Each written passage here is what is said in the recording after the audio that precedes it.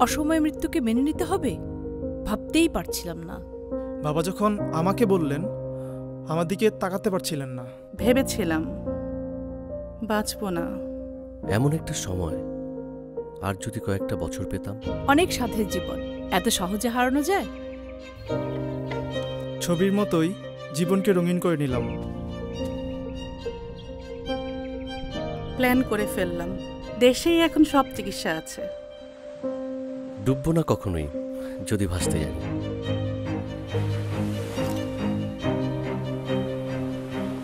Cancer হলে ভয় পাবেন না, সাহস রাখবেন। জীবনে বেঁচে থাকার জন্য সাহসটাই প্রধান। এখন দেশেই ক্যান্সারের আধুনিক চিকিৎসা অনেক সহজলভ্য। বাঁচতে ভালোবাসুন, বাঁচাতে ভালোবাসুন, সব সম্ভব।